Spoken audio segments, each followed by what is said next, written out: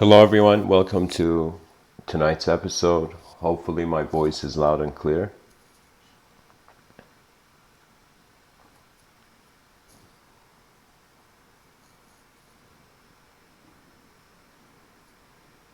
Okay.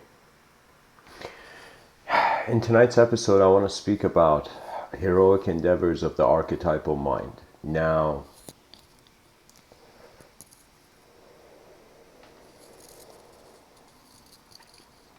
before I get into the subtitle, I want to bring up this idea. So, pretty much the image. Usually, sometimes when I use language, there is an image behind the words. I used to be a person who needed structure there before I could move.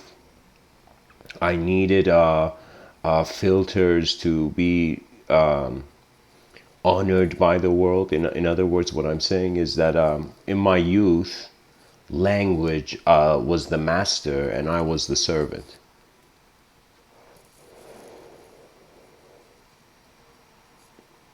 But eventually the tables flip.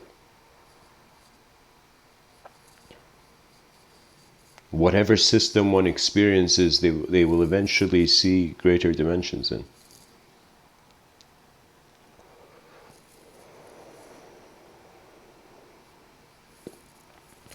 Carl Jung spoke about archetypes.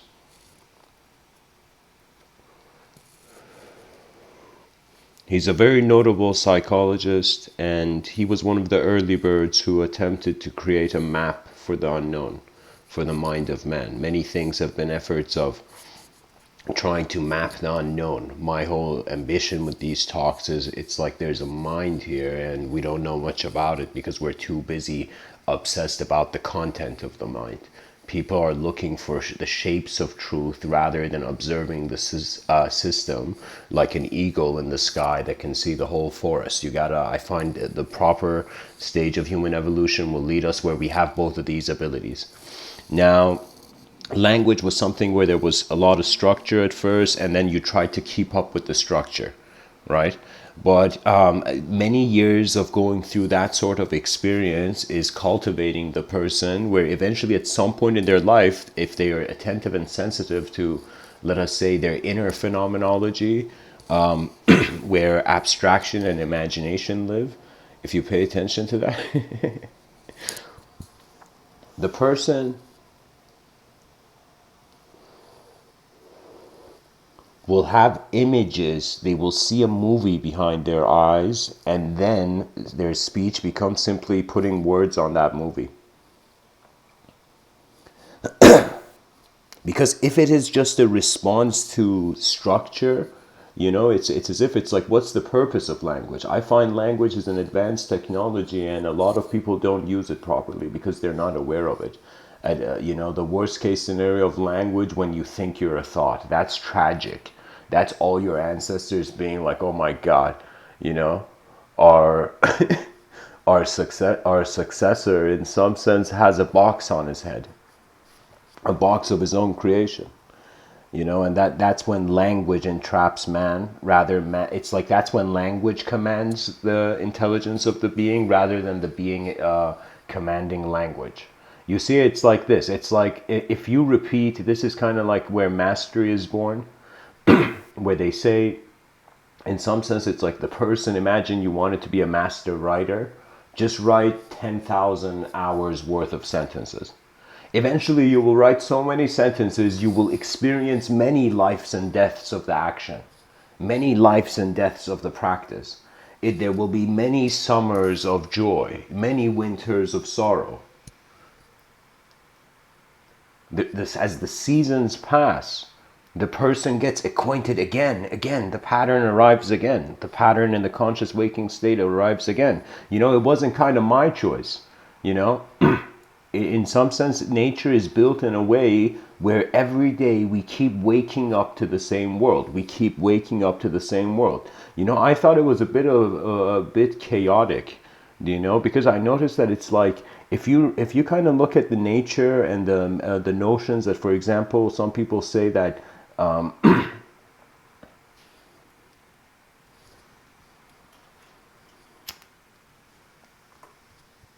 the image that movies have of heaven and hell was in some sense provoked by Dante Alighieri's Dante's Inferno.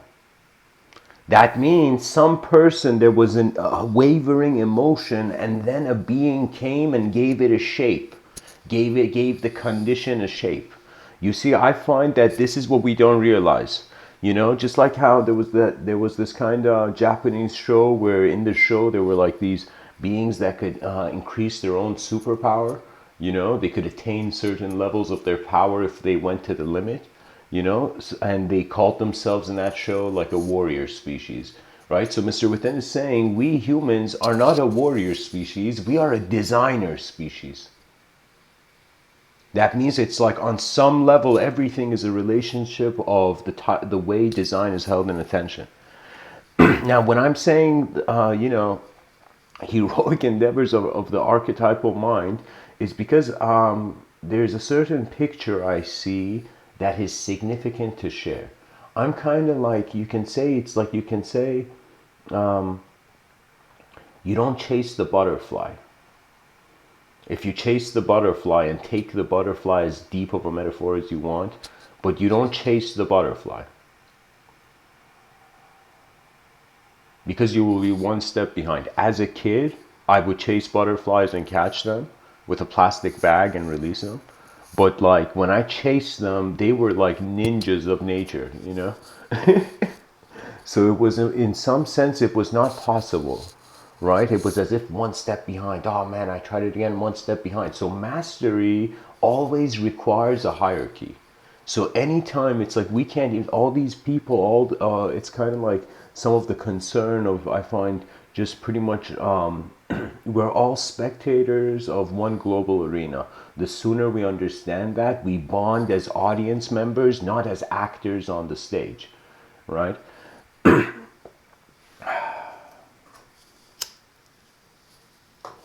Let me not get too carried away, but so anyways, well, I'm trying to get to a point where in this talk I'm trying to share, like, okay, the human being, it is working based on, it's like its intelligence is movement through form, but it only knows it's moved if the moment changes, or the sensory perception, like how the sensory perception is being received. In other words, how the body is. It's like a lot of my talk, it's like we got me, it's like like, how would I say it? Let's all slow hand clap for the neurons in my brain. Like for giving this talk. It's like, because on some level you can see it purely as just a chemical thing, all of existence. It's like, anyways, a sensitivity to one's relationship with language, eventually realizing that, of course, Carl Jung wasn't a fan of the blank slate, tabula rasa, this concept of like the child is born like an empty page. How would I say it? Like, there's too much to say in one sentence.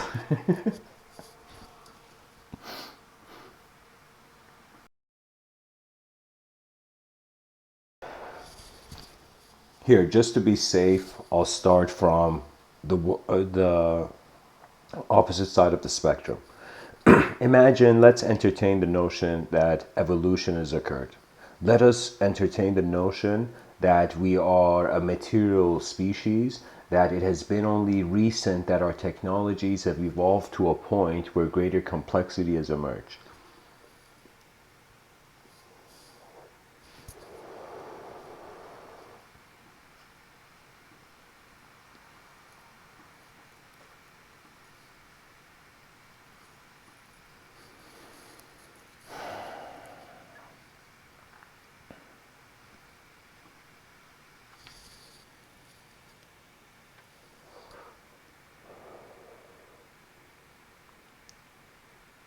The ancestor of a no, sorry, not the ancestor. The torchbearers of the DNA of the chimpanzee, evolutionary wise, that we think we are animals, purely animals.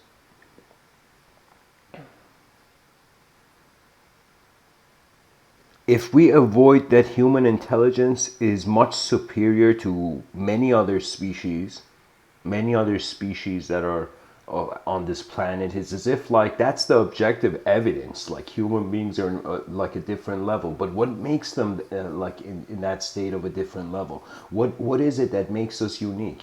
And of course it is the sophistication of an ability to see ourselves and others, and eventually trusting what we see in others. You see, some people always question why. Why is a person can't be a hero unless there is a sacrifice? Because heroes are only exist in moments where there is a sudden imbalance. It's like the sacrifice of bringing balance is letting go of the balance you had in one world. Do you know, in this life, sometimes it can get so hectic where you have to eject out of the plane of existence that a sort of ego of the moment gives you. Another way of kind of calling this, I find Carl Jung called this the persona. You know, of course, he saw four major archetypes, and these four major archetypes have a very unique relationship with one another. There are even certain geometrical angles of perception. So it's as if like truth is at the center of a cube, and there's let's say there's truth is a dot at a center of a cube, center of a square.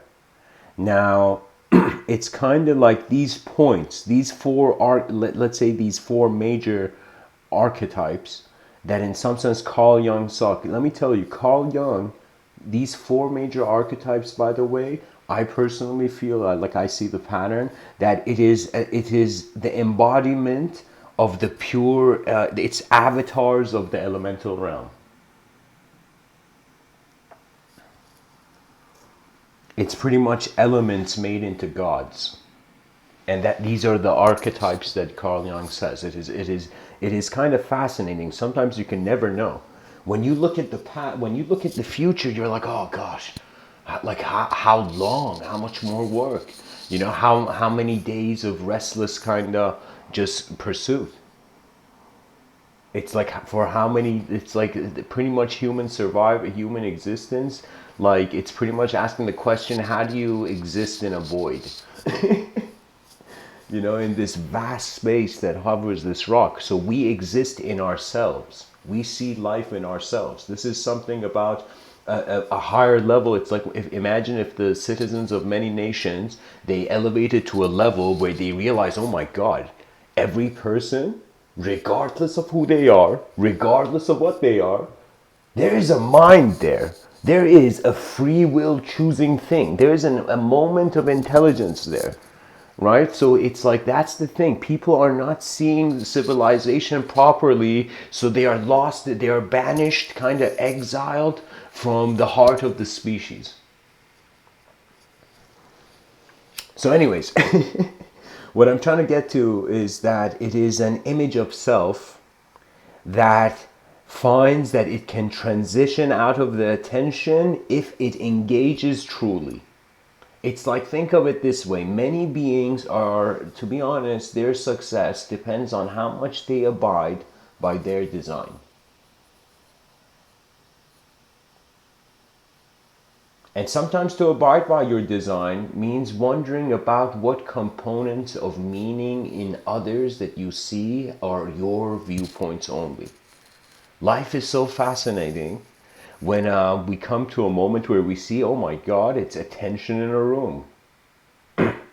Attention in an objective room, the body is there. Attention in a subjective room, the mind is there, but we don't see the edges of the subjective room. You know, what's up with that? It's like imagination seems to be outside, but it's when we truly go inside, we say, oh my God, there is no outside. It's like one field of intelligence. It's this it's kind of all these people who ran after spirituality, seeking truth. It was like a jack in the box at the end, coming out of the box and saying emptiness. You know, so it's like To be honest, that's the tea of the wise man, emptiness. That's the tea the wise man drinks.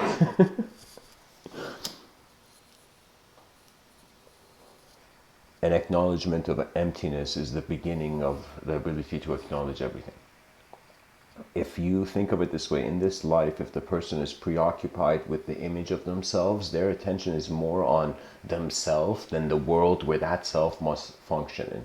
Sometimes when life becomes a journey, we don't need hierarchies. We just need efficient journey. So what that means is there's a total way of just like a human species could potentially there could be like groups of this emerge in the future. I think the next like I don't know, I'm expecting this in the next 200 years, like nothing soon. But I find it's like if we continue further, just like how there's going to come laws that will prohibit virtual reality to as a sort of digital protection act against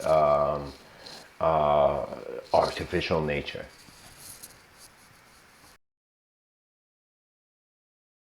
Or let me say it like this, like a natural protection act against cyberspace reality.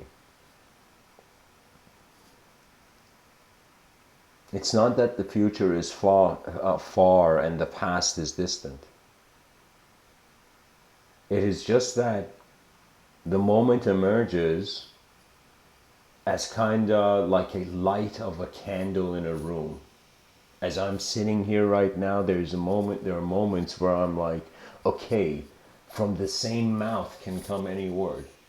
You see?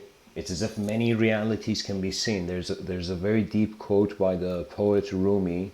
He says there's 10,000 ways to kneel down and kiss the earth. And I'm like, oh my God, like I hope this guy didn't try these 10,000 ways. But really what he meant is that fear makes you believe there's no other way, and that is when you truly fail. The mind of man is like, it's a coin flip. Because there's so much unknown, because the universe is ridiculously vast, it's as if it's like, what is this? You know? Guys, we're hovering on a rock in the middle of nowhere. The species shouldn't be lost in ideological civil war. It should free itself into advancing the experience of life. So that's where the heroic endeavor comes in. When the tribe can acknowledge its presence, that means there's something I notice about, I will say this about child immigrant, like immigrant psychology, like the psychology of a child, right? That child psychology is like internally the rug has been pulled from under their feet. So it comes from an egoless entrance into a new country. It's kind of like people's identity is just in accordance to how free they feel. When you understand everybody is seeking freedom, it's as if like that's the simple part. We can totally know that every person is wondering about, okay, what next? Some people are taking responsibility for their lives. That means they honor their conscious waking state. And there's some people who don't. That means they don't care. It doesn't matter if their eyes are open or not. It's like, how ridiculous. It's like there should totally be a difference in our behavior, as a creature in unconsciousness, like in deep sleep where there's no thought, no ego, no archetypes. It's just absence. It's a gap. It's kind of like the invisible and the visible.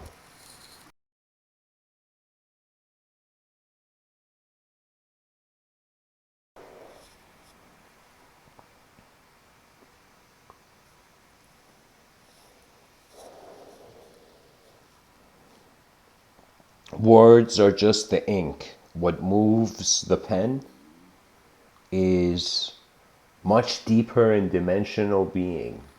That means they're like some of these ideas I say, the way I sometimes see them is like, I don't know, sometimes it's like a science fiction film, you know? Because you can't avoid the evolution of a pattern that you can see. Just like a person driving a vehicle, Okay, the person is seeing much further ahead. Not only is there an awareness that the vehicle in that moment has become your body, driving is like a kind of strangely meditative act, where it's as if the vehicle, the surrounding space of the vehicle becomes your body. So imagine just like how your physical body, you're aware of what's behind you. So when you enter a vehicle, in your mastery of seeing how far it moves or how it moves, okay, you can become conscious of the space around you. And honestly, further exhibitions in regards to mental space all require at some point the living being confronting the designs that are in front of its eyes. And as it confronts it, it'll wonder, okay, how is it in front of my eyes? And that how is an inner phenomena of occurrence. And sometimes it's so instant, it cannot even be given a story. So that's when I say, like, the true nature of who we are is, believe it or not, unspeakable. And some people will be like, Mr. Within, and what are you doing talking? I'll tell you. I'll tell you. Because it's the purpose is not enlightenment. Enlightenment is for the child that still wants candy. After you live your life of enlightenment, after you climb that holy mountain of your inner realms, you will reach the gods, and you will reach the gods like the clouds of the gods, and you'll be like, you'll peek your head above those clouds like into that higher dimension if you just seek your personal enlightenment. And then the gods are like, what are you doing here? And you're like, I made it. I became enlightened. You know, I got it. I got here, guys. And then the gods are like, oh my God, you're not here for yourself. The guy who got into heaven alone had to come back because it's not a solo walk. Because behind our eyes, the truest comprehension of the divine is not shaped. It's like, for how long do people want to buy heaven in a box? Heaven in a box of language, it can come in any ways. And so it's not just heaven, it's just the nature of relationship with our subjective realm that our species has been asleep to. So that's the heroic endeavor. It is literally nature being like, what is this concrete, and like shattering it. You know? There is something cool about time. For me, when I was younger, it's like I wondered about wolf psychology. It was like, I know this is a random tangent, but it relates. Like, I was wondering about wolf psychology. And in the wolf psychology, there's in some sense like a sort of class. It's not just human beings who have class systems. Of course, many creatures in nature where they all are in like the same space. Of course, their abilities and expressions will eventually be a sort of position in the world. It's like, this is the kind of interesting thing. When you think you're a body, you can only be in one position. Your mind appears to you locally.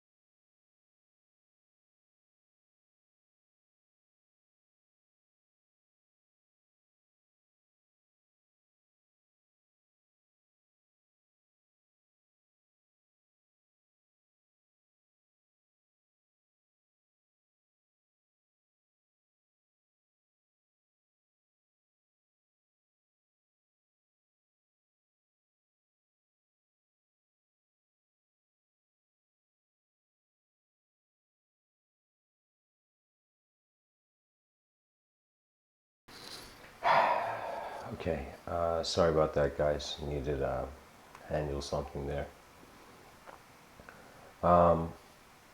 Pretty much the relationship of the strong archetype comes across as the alpha, the weak archetype comes as the beta. So I was wondering, in some sense, how this sort of relationship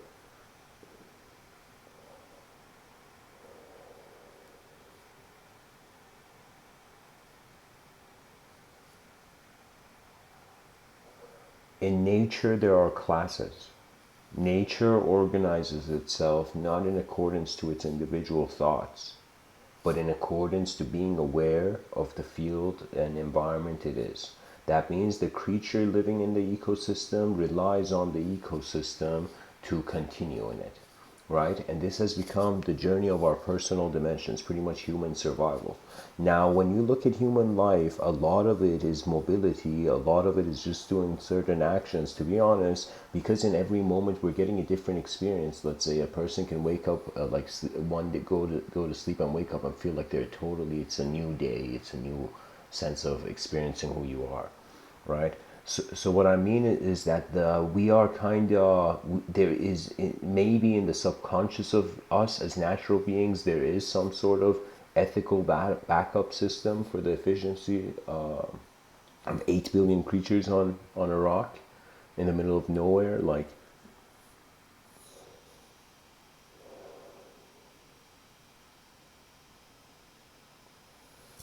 it's kind of like language alongside matter. It's like thought alongside matter are contents of the moment. Just like the sky is edgeless, because we are conscious beings, we look at the environment and we want to be the life in the environment. When I say we want to be the life in the environment, that means, for example, you see I don't know, like, what's a good example?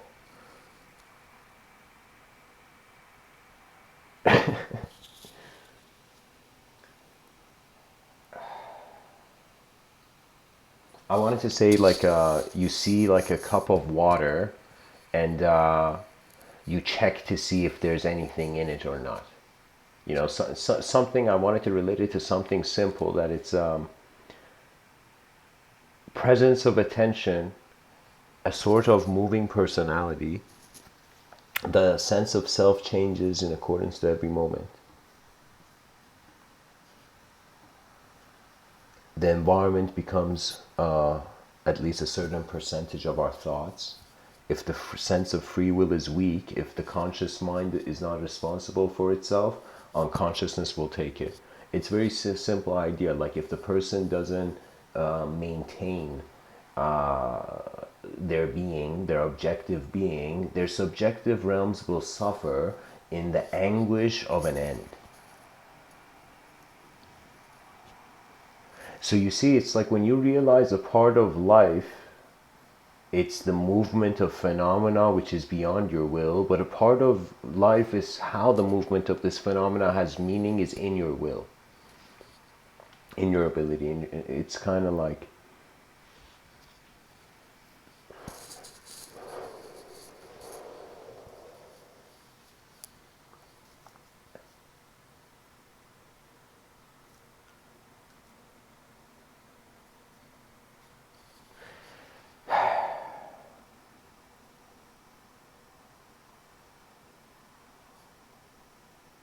nature made man,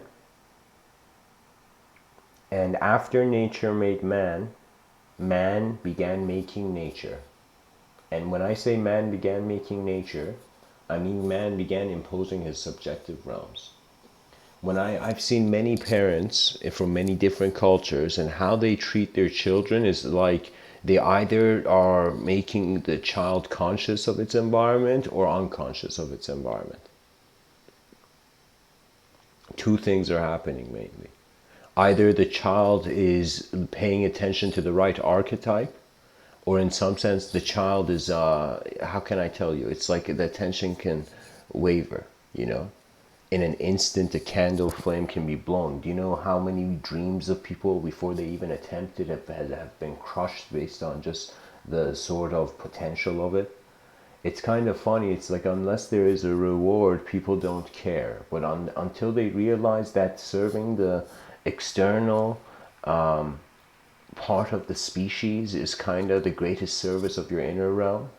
You see, it's like you got to think of it this way. There's a unique evolutionary kind of designed creature, you know, and this creature abides by certain patterns.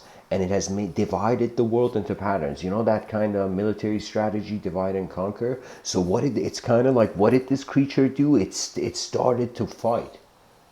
Do you see? So what is fighting, and what is this whole fight and flight thing that people speak about? It is simply the nature of a creature that is either confronting the presence of their moment or they're not. Either they're attempting the novel, or they're bringing the new, or they're in some sense waiting in the past. People's thoughts, to be honest, are, imagine like from your forehead there was, just like how you see in certain science fiction movies, like a hologram of light. So imagine a hologram of light being projected from your forehead that is a certain design, and this design now you are convincing your inner realm as a thought that what you see is the only thing that's there. So you see, human beings should not just study what is in front of their eyes, but they should at least attempt to become acquainted in conscious ways of what is behind their eyes. That means the mind is, it's like this Rubik's Cube. We haven't had the time to solve it, and civilization is evolving to more advanced Rubik's Cubes, and we're like, hold on, let's still as human beings experience the natural dimension, you know? And this kind of leads to the idea that there's a sort of certain evolutionary opportunities must be kind of like resource management, preserved as much as possible.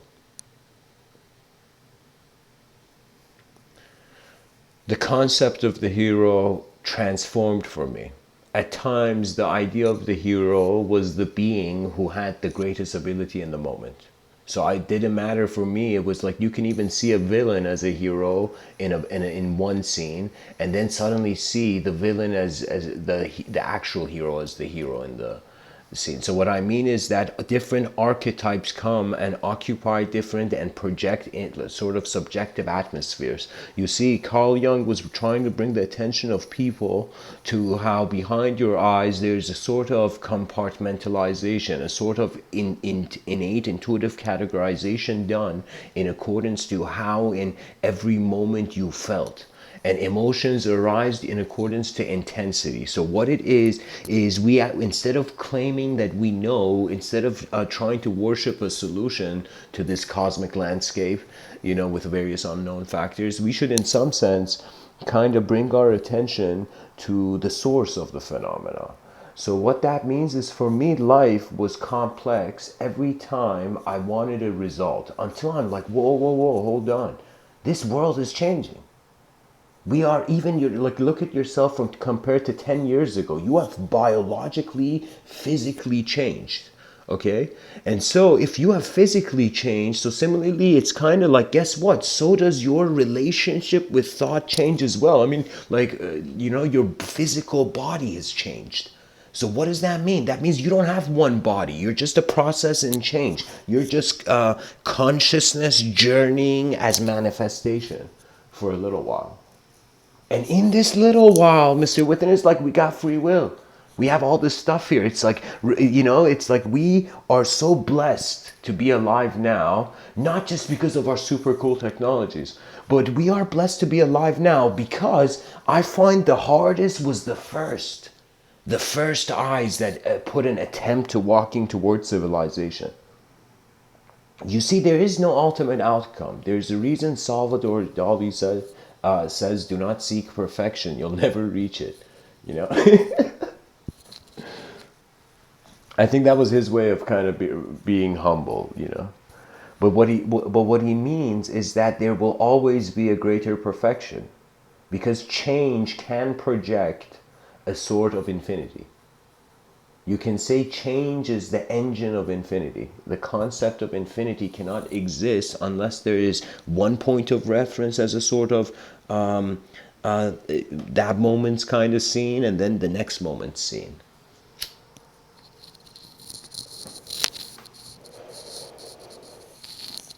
This is why it's kind of strange and kind of mind-boggling that there was certain suggestions that, like, just like how the Tower of Babylon, this kind of, I believe it's a biblical story, but it's this idea that all human beings were united under one language.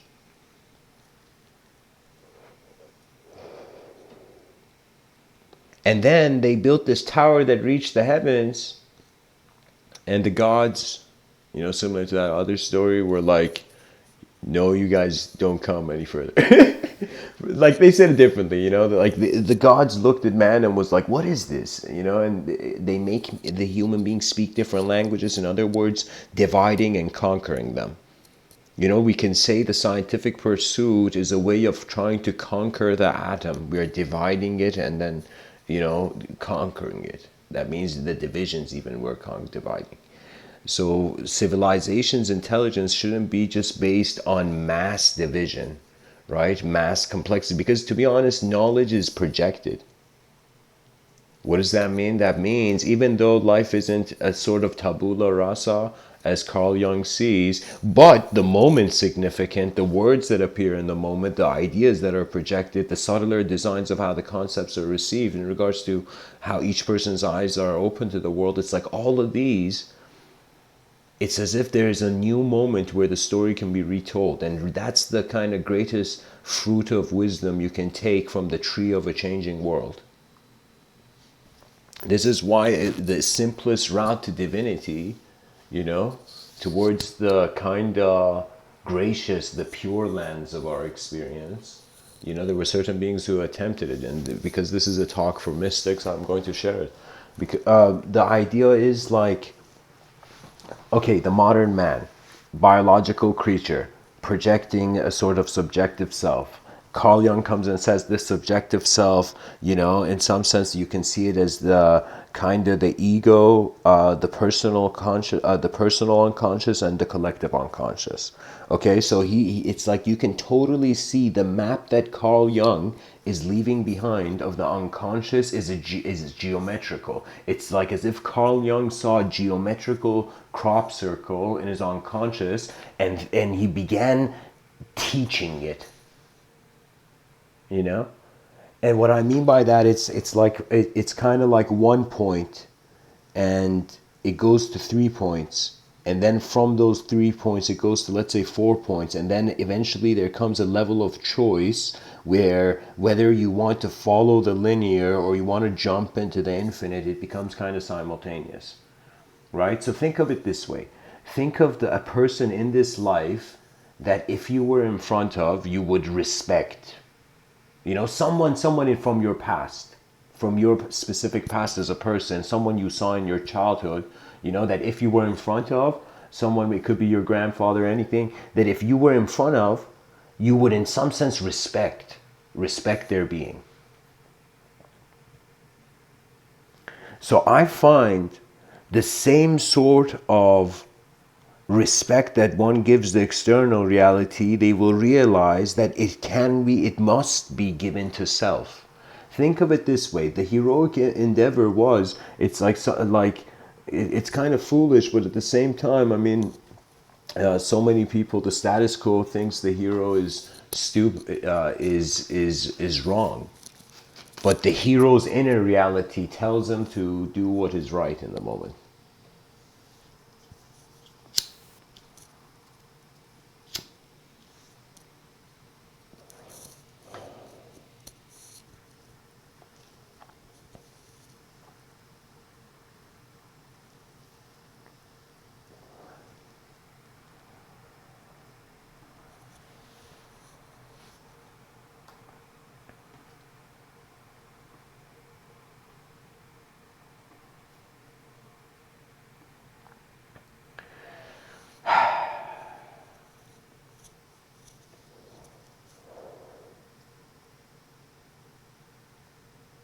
Eyes open. These eyes open to a world. That these eyes realize they can move in this world. as they have kind of like awakened from the world, they can also move on this world. They can have a relationship with themselves and they can have a relationship with the world. This distinction is the testament, the sign of a higher mind.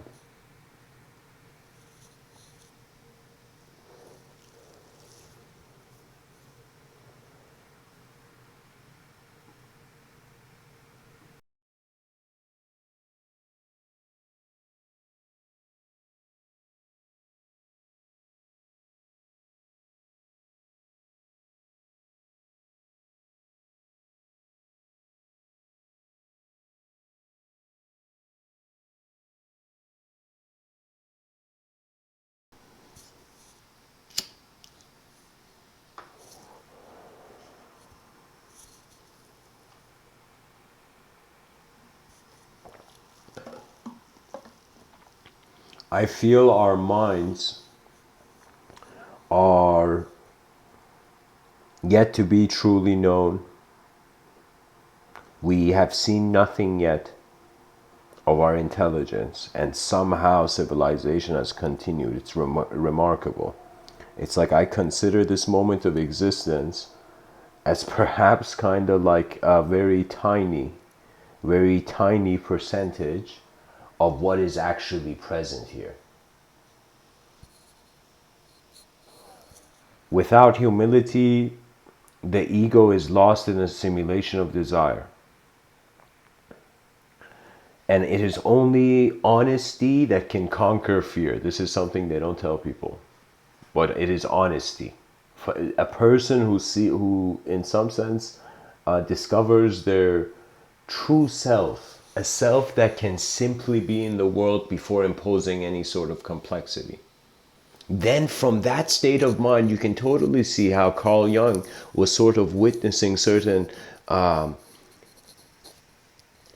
it's kind of pretty complex. Like,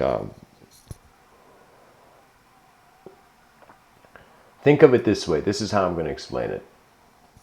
Consciousness, which is the self, is like a glass orb.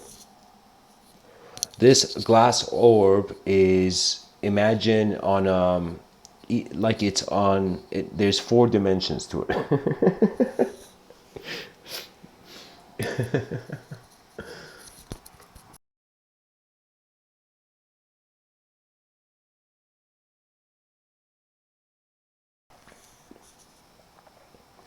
The conscious mind, let's say, goes through 4 seasons. One of these seasons is a sort of putting a mask on the world, where Carl Jung acknowledged this as the shadow. Sorry, not the shadow, the persona. Carl Jung acknowledged this as the persona. Persona literally means mask. I think it's in Latin or something like. But anyways, so in some sense there is the masked self. That's what I took away from it. So in some sense, there's a certain moments in life where you will experience your masked self. And then Carl Jung goes and he says there is in some sense the shadow self, you know? And what the shadow is again another dimension in this glass orb that is encompassing all of it. And so what it is the shadow. Think of it this way. Think as if you're standing somewhere. There's a spotlight to your left, and to your right there is a giant pillar. Now, the light has an ability to go on the sides of the pillar. So you can, by looking at the edge of your illusion, get a sense of what is true for you. You know? So in some sense, the shadow self is the pillar that is hiding the true self. You're literally like, it's obstructing your view of your true self, your shadow self. Because your shadow self is a belief. Beliefs are heavy, guys, I'm telling you, and so many poor souls are carrying them. intention and the livelihood of attention is different. You know, people can, just like how you can put an object down and pick it up from in a totally different way, you can in some sense take a belief which is an ideological design or an ideological response, and as a response due to a narrative has actions and deeper dimensions. That means religions, if you treat them as like an instruction book for behavior, well, society requires freedom, you know. And so it's kind of like one of those things where in many religious books the creator is telling the person, I made you an intelligence, use it, right? So man must attempt his own response before seeking the unknown. You have to kind of look at your knowledge first, and then after you're comfortable with the known, then wonder about the unknown. I think that's when people will be truly, that would be the kind of seats that I would like the audience to have as moments of observance of the moment. What else can we say? On some level, we're just creatures throwing sounds at each other. But on another level, there has come the emergence of a subjective significance that makes us look at matter and be like, how dare you be the only thing here?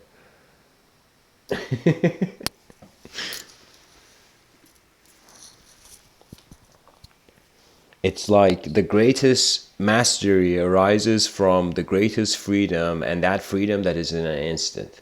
So there were certain schools where the teacher, imagine a martial artist, imagine like a Shaolin martial artist, right? And the Shaolin martial artist, the task was not, I don't believe true Kung Fu martial, like true martial artists, their purpose was not to teach, like just to give the kid a download of design. Their kind of attempt was in some sense to show some part of their true ability that they would eventually realize that it's kind of like you got to drive the vehicle that you find yourself in. You got to live the moment you're in. So that means full freedom, but also full ability to entertain discipline.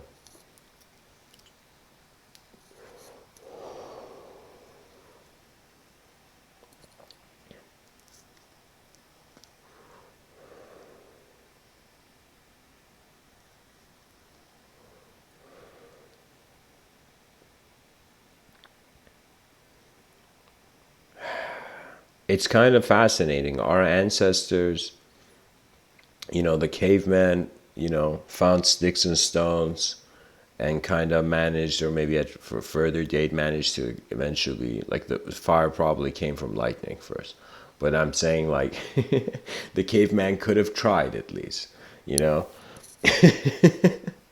So the caveman, you know, it took two random things and began just implementing effort, and eventually the reference points intersected. Really, the brush is in the hand of the attention that moves in the moment. That's kind of like, I think, the true presence of the unknown. It's in honesty you can see it. In dishonesty you only see yourself.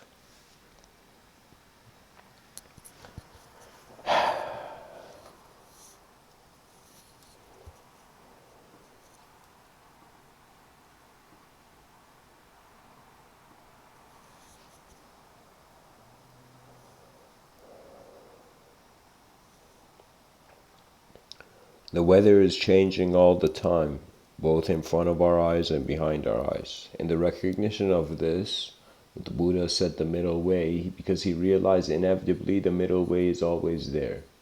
You see, it's like you can only know something is good if there's a sort of spectrum where there's something that you have a reference for that's bad. Right? You only know something is bad if you have a reference for good.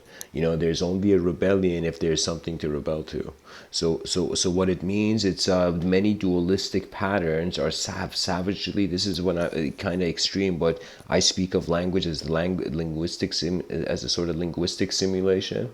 You know, it's like the intelligence is expressing itself not just as the movement of its objective being, but also as a sort of subjective movement of occurrence. So what it means is either we are this body, or in some sense we are attention just here. So the unknownness of that attention that's so instantaneously present, it's another way of saying, like, the writer has reverse engineered back. Imagine a story was written on paper. The writer is reading it from backwards, starting from the edge of the thing and reading the sentences that way, right? So let's say the reader does that. So we are reverse engineering, kind of. Let's say the writer is rereading his own sentences. That makes it easier, right? The writer is rereading the sentences he wrote, but he's looking at the concepts backwards to study the symmetrical kind of implications of their linguistic design. So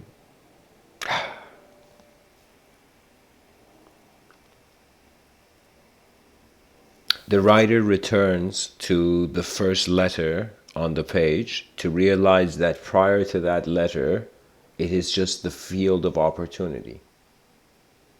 We will all philosophies eventually come down to this, right? The macrocosm has made it easy for us to clarify our microcosmic patterns, right? It's as if, like, we look at the world and then we choose the relationship we have with the world.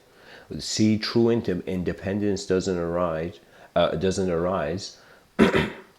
find, at least, until the being realizes, truly gets a look at mortality, and then life is revalued instantly.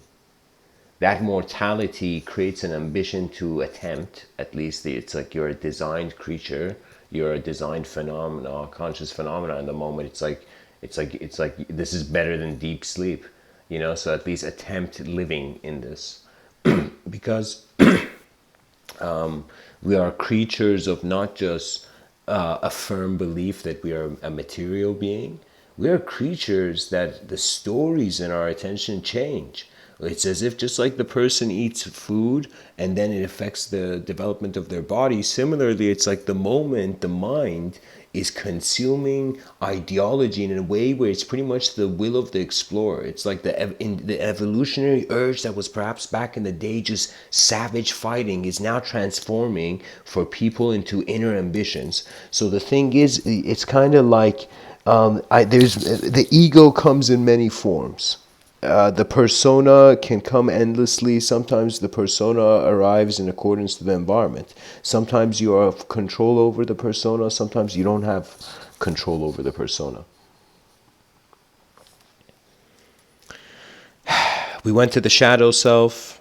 Let me just finish this. We went to the shadow self, and it was the shadow self is obscuring the present attention from seeing the self. Now, when the shadow is acknowledged, it's kind of like that's when the archetype of the hero comes in. And I find the animus, or the anima, which is another way of saying, like, when a woman sees a sort of male archetype in herself, it's Carl Jung described it as it's called an animus. And when a man sees a female archetype in himself, it's called anima. And the reason I find the way, I don't know how well, but this is at least my viewpoint, that these are incidents. These are incidents where the mind for a second reaches a sort of, the scales kind of weigh each other, like are balanced. So what I mean by that is that the obsessive attention from one's objective realm and one's subjective realm, it's like the creature chills out to look at life again.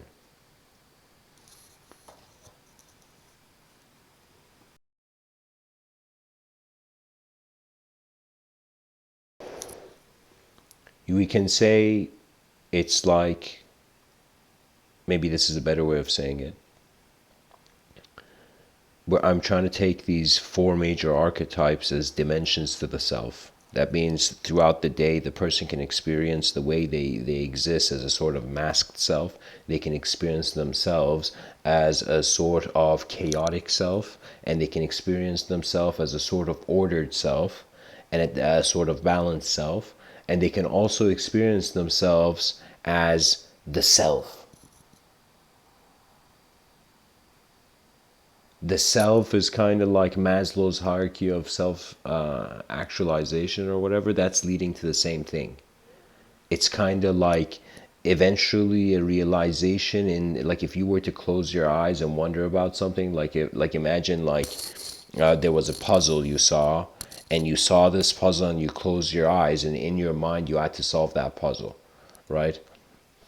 So the mind is of course something that once it has something becomes important, intelligence pours out. When something's not important, you don't care. It's as if it's like you have to, it's fascinating. It's like if the person wants to be perfect, they will never learn from their imperfection.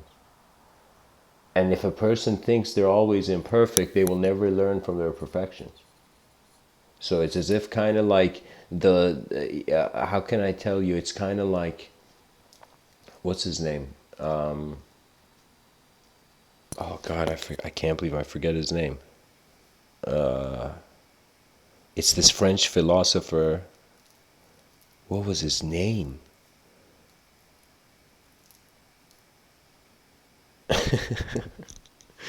Insane. Like I could see the philosopher's face, but I can't remember his name. It's not Jean-Paul Sartre, but it was someone around that time. Oh God, what was his name?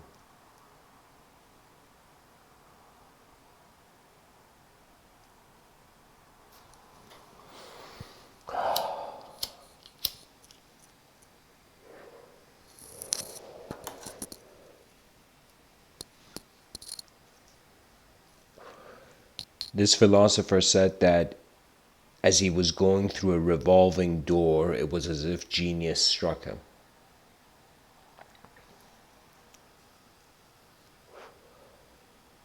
The opportunity must first be accepted as acceptable. That means whatever state of being it is, I find that when you listen to yourself, that means you're actually being aware of yourself. The conscious mind is first being conscious of itself. After it has in some sense found enough equilibrium of being conscious of itself, it becomes conscious of how when it sees others, it is that other is also still to a certain degree itself. Now this is a level of hypersensitivity to language that some people, I'm telling you, these are like, I hope the audience has enough of an honest discretion to kind of tune out when they don't want to hear anything else. But I'm saying like the ideas, I share them as if I'm painting on a canvas. But the intention is simply to kind of see that the mind has an ability to, it's like, think of it this way, complexity is being acknowledged in a simple way. That's what at least the educational system feels is understanding. That's what the test shows. All the tests ever in all the educational systems, that's what those tests show. That the puppy could respond. The puppy could fetch.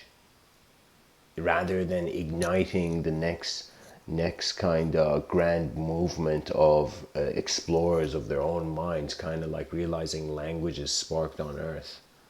You know, just like we created fire, we have these philosophies emerged like sounds, like sparks out of nowhere, right?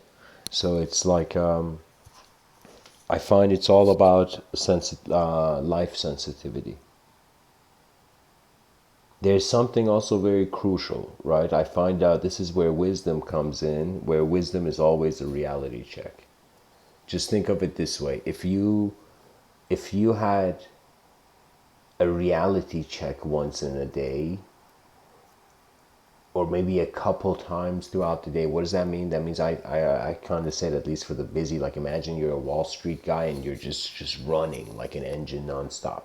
So this, as a person, this, like, let's say this workaholic should in that moment kind of like sit down for 10 to 20 minutes and just observe the presence of one's mind that's here. Something is here. The value of this can be given by the self. So it's kind of like you sacrifice who you are for who you will be, because everything's changing.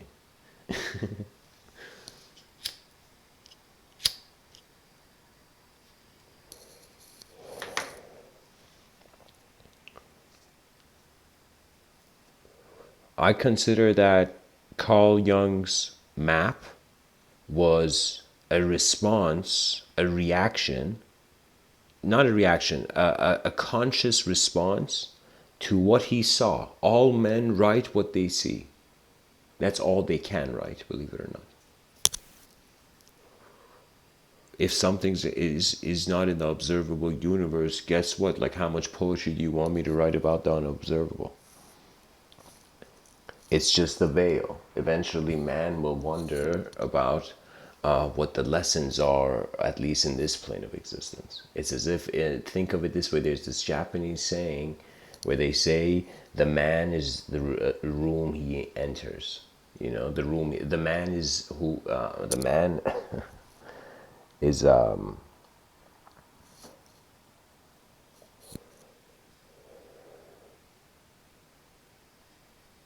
man is the room he enters, or the room is the man in that moment. So what does that mean?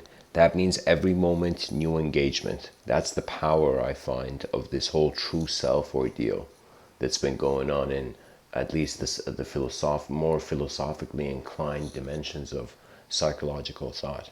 Because at some point we have to, this is why I say language is the most important thing.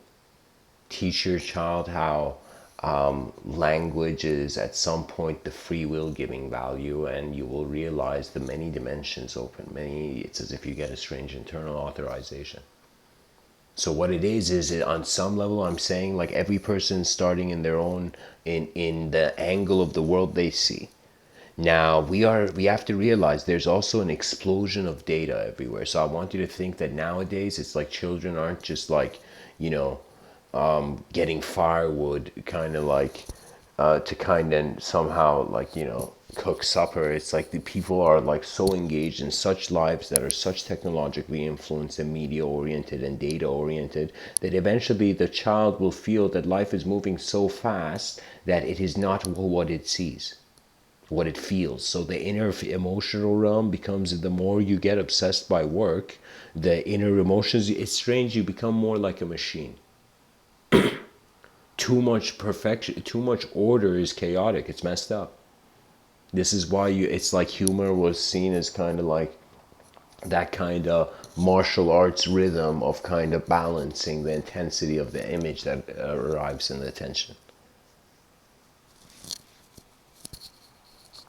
You can say language is another way of painting what is behind our eyes. And that's really what's phenomenal about it. And there's 8 billion of us. And sometimes I wonder, okay, let's say this is the worst case scenario. What would be the best case scenario for the species? And I realized on some level I truly got answers. Since the beginning, I never knew it, but since the beginning of my life on this planet,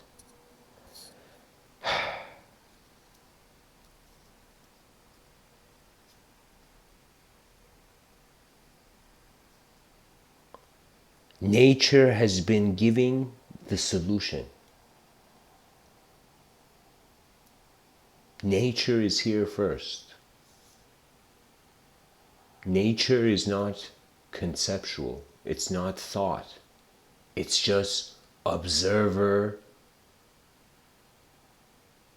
and attention's navigation efficiently as vision. You see, it's like at some point it doesn't matter. I'll tell you, there was this kind of scenario in the show, in this Japanese show, where it's kind of like a human extinction scenario, and these giants are about to kind of destroy like the last kind of hope of humanity, the last army of humanity, and all the veteran soldiers have all died.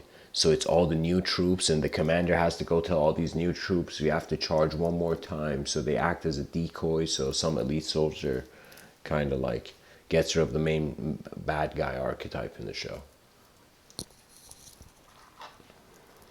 What happens is the commander goes there And he says, this is our last, and everybody's shaking with fear, you know, and many of them are regretting why they're there, the new recruits.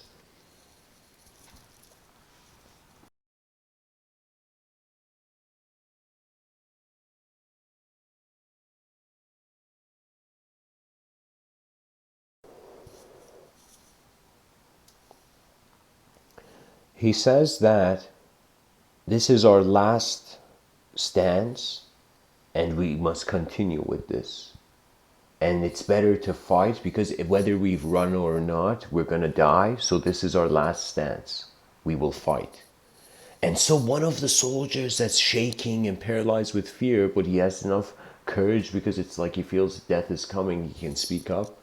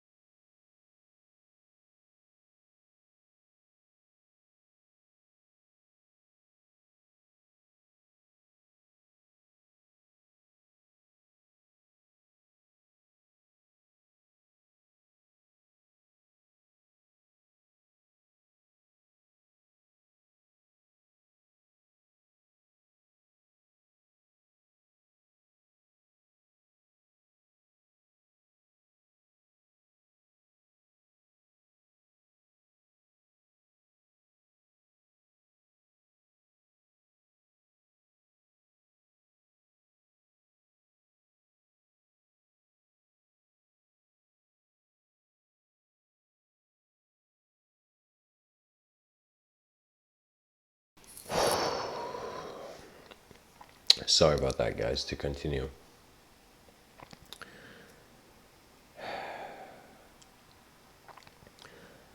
The person who's scared looks at the commander and says, so you're saying if we're about to die, it's better to fight and die, and rather than running away to die and see if it's possible.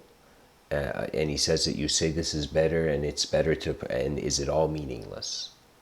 And suddenly this commander says yes. He says yes to the first thing, and then he says, but is it meaningless? He says no. He says the meaning of fighting is the rebellion of consciousness against the cruel conditions of the world. So it's as if, like, I think it was in a song, but it was like going out with a bang, you know? So what that means is an attempt to the greatest potential.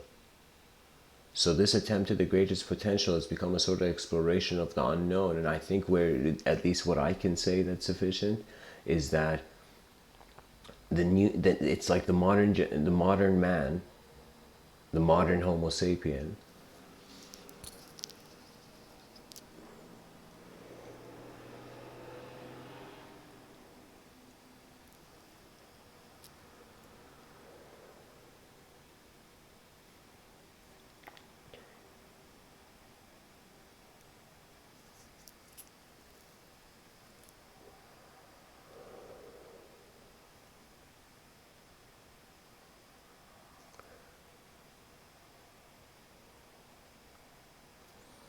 Sorry, guys. It's just too many thoughts.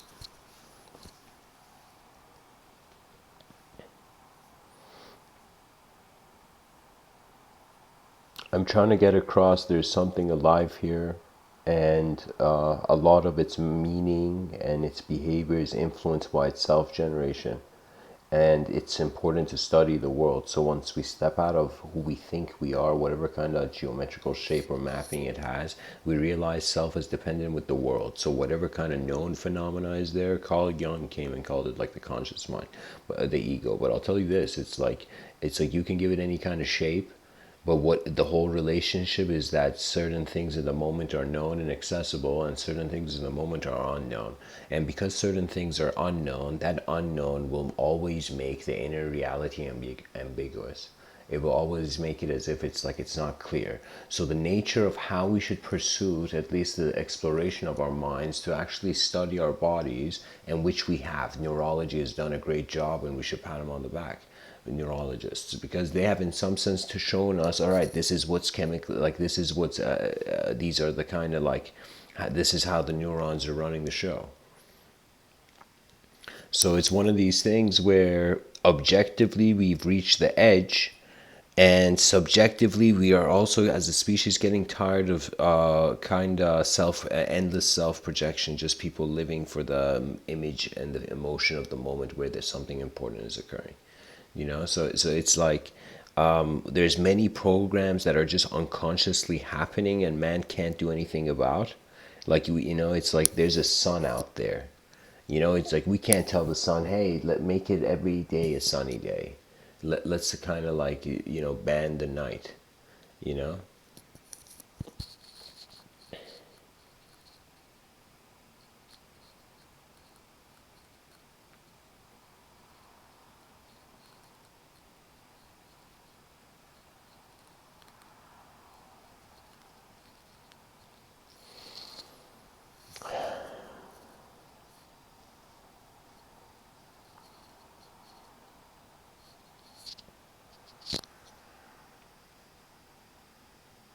Evolution of attention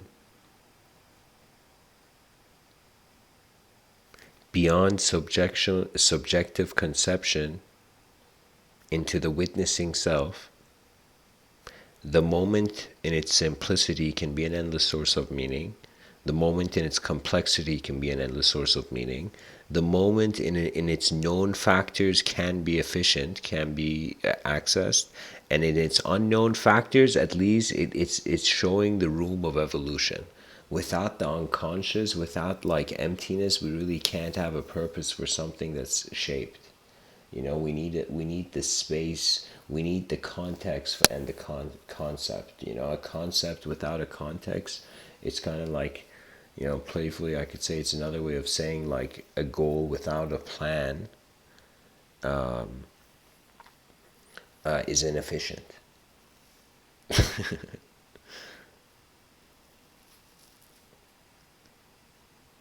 But the plan eventually changes because the whole system changes. So eventually the plan will become a behavioral response, and the Stoics got pretty much the credit for that, in which they kind of saw behavior being crucial. So that meant that their attention to the unknown and how to be in every moment was more important. So it's kind of like the similar to Japanese Bushido, like a samurai would get along with a ancient gladiator. Do you know what I mean? Like they'd have similar metaphysics. But honor in the moment, as the warrior vision is. So anyways, guys, I hope this talk was helpful. There was a lot of turbulence in it. To be honest, I'm incredibly tired. But anyways, sometimes it's important to live for the idea that's just there in that moment. So many times I wished I had a pen and I just couldn't find it, and I had to just accept the inevitability of certain viewpoints kind of coming and going. It's kind of like how Shri Ramana Maharshi says, let what comes come. So whatever that happens, like let it come. All right, let life happen, give it freedom. So then it says, let whatever goes go. So anything that changes in your life, accept life. It's very hard. The emotions that the emotions of the inner child don't want to release the kind of modern the modern ego. It's like our antiquity is has its hand on our shoulder as if don't forget us, right? So it's like there should be a certain amount. It's like without respect, we wouldn't have libraries, you know. That kind of silence of the librarian is like respect this place of knowledge, you know. And silence is the key. Silence is, you don't know how much just by people being present with each other. And there was like, I think this is what should happen everywhere, that there should be moments in intense kind of like social gatherings where there's a moment of kind of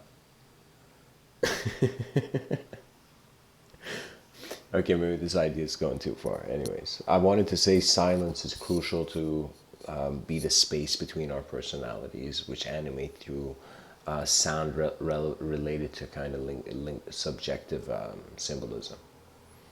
Because of what it is pretty much just like symbols being held in the light of the new attention, or in the new eyes of man. So the mind is an ability to engage the unknown, and this is kind of like a 4 billion-year-old opportunity. Like the reason I say we should kind of help civilizations, kind of global culture to develop smoothly, because how can I tell you? It's like this ancient science project. Like humanity is it's like a wonder of the world that should be defended, that should be cared for at least. So I think that's the ultimatum to the heroic, that like as a creature that has various archetypes, various images of self. And even though I'm explaining Carl Jung's, the 4 major archetypes, but hey, Carl Jung knew it too. It's like when you look at the actual inner landscape, it's as if the attention changes, the images come and go. I say that your inner life changes much more. That means it's like you can live many lifetimes in one moment. The attention can navigate, literally like how you scroll down on the computer into different parts of the web page. You can scroll down to different modes and ways where there could be certain archetypal values. Eventually, the whole heroic impulse was to become a sort of face of order. And the face of order is what the first in intention of balance. So what does that mean? That means it's like the life was a chaotic place, and then eventually bloomed out of the soil of chaos. Flowers of order. Nature was a sort of response to the meaningless emptiness. So you can say existence was a reaction to emptiness.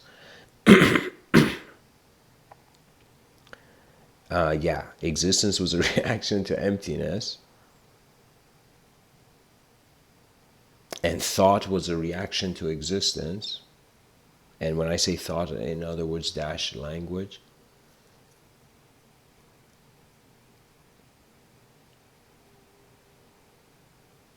There will come an edge to every moment's kind of vision, and this is why patience and contentment were like, the armor of the mystic.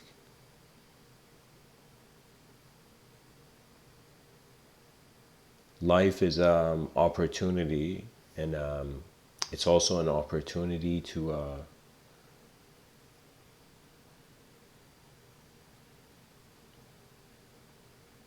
evoke the new. It's the free will exists to engage the design. And once it becomes aware of the designer, eventually, once we become as a species able to kind of like in your conscious state put language on your head,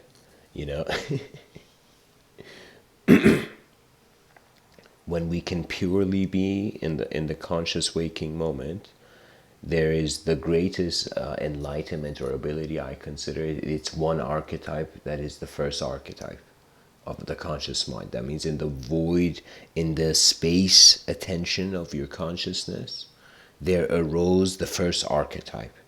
And the first archetype didn't have a shape. It was an emotional vibration. It was a shift between hot and cold of the objective being. So the emotion, there came a sort of emotional static point. So from this emotional static point, there came a sort of deeper rooting of the observer. So the observer rooted in regards to engagement. So on some level, our job as creatures, especially in a microcosmic kind of view, is like,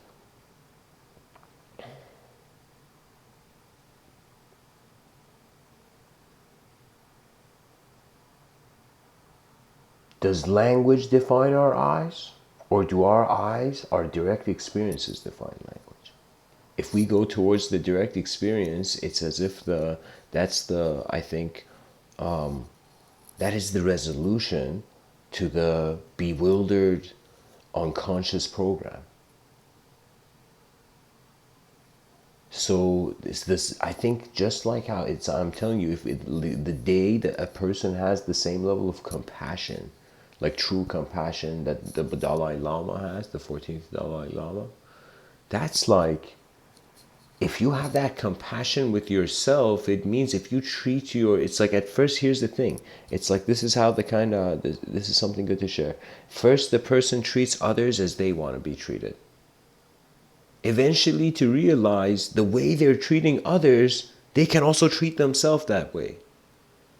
So this is the kind of relationship where consciousness, just like how your body can move to different locations, consciousness can move the body in different ways. Similarly, it can also move the subjective self in subjective realms, and just various ways that the experience of the moment goes on.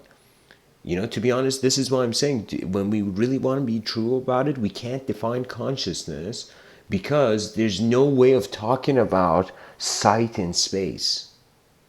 The intelligent sight in space. It's like there's no, it's like talking about a liquid without a container. Because the shape of a phenomena suggests its container. This is why it's like, I found it hilarious. It's like that metaphor I use, like, for example, there's the person has language like a box on their head. It's like when they take that box off, it's like, what kind of freedom can you give freedom? When you realize the moment is you, the whole moment. The simplicity of how your attention is present as you are. What that means is, my heartbeat is not just keeping my body alive. My heartbeat is keeping all the various ways that my memories and thoughts and all this stuff could be reviewed infinitely. So it's as if there's it's pretty much kind of like we're all lost on this island trying to figure out, like, what happened here. So, like, so it's at least this, I found this is one thing that I think every human being can very simply be like, okay, this makes sense. It's like happening in nature, right? So it's this idea of like efficiency in accordance to commonality. So just like how there's that one language that unites all other languages, that one language is the space. It's a trick question. So it's a trick idea. What I mean by that is that it's like emptiness is the common denominator of everything that has a shape and design. So when the attention identifies as a shape, the mind appears as empty. But when the attention identifies as the shapeless, suddenly the mind animates.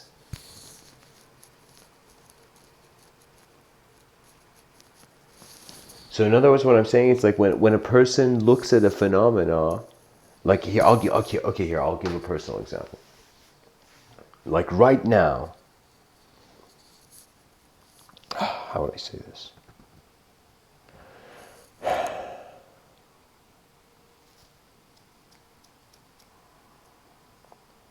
Right now, I would say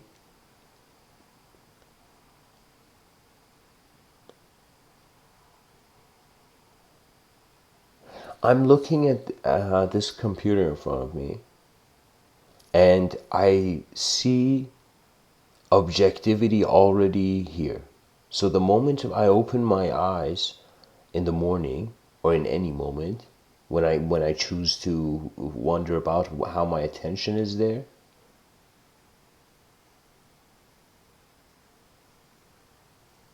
there is a sort of unknown kind of, it feels like walking in the world anew. It's like with a new self. That new self is in a new world. That new self can't be a new self if it's in the old world.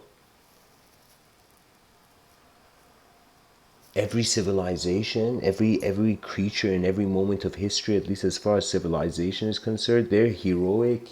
At least the most heroic thing you can do is remember trying to preserve technologies that work. There's something we don't realize. This is why the internet came too fast. The internet came too fast in our history. And it was a kind of, let me tell you what happened. So it's kind of like human beings, if they didn't have the internet, they would have to get closer as a species together. The psychological comfort of 8 billion creatures to be together without the internet means that they have to actually be creatures in the world. They can't just be symbols, digital symbols of themselves, you know. So what that means is that kind of level of searching for the knowledge, because we didn't have access to all information at the tip of our finger, you know, and our phone. So it's one of those things where it's like, because data came too soon, because the solution came too soon, we stopped asking the question.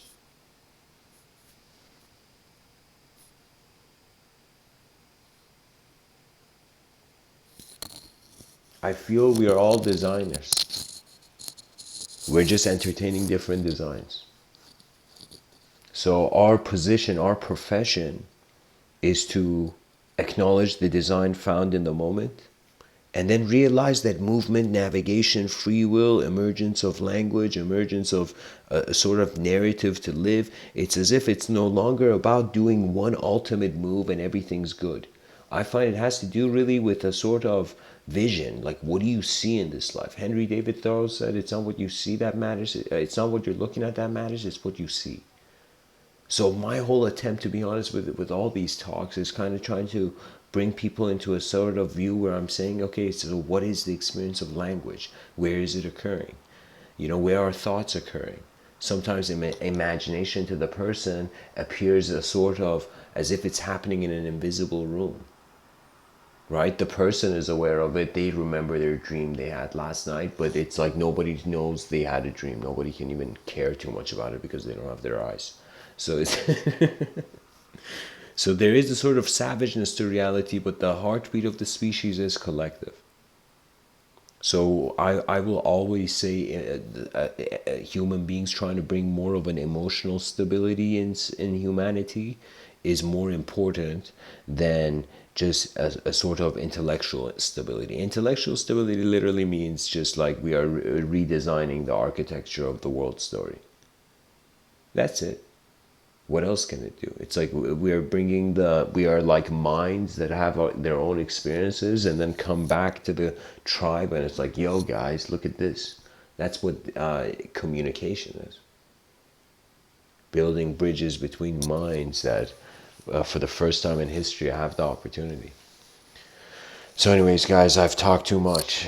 Thanks for tuning in. Much blessings and namaste.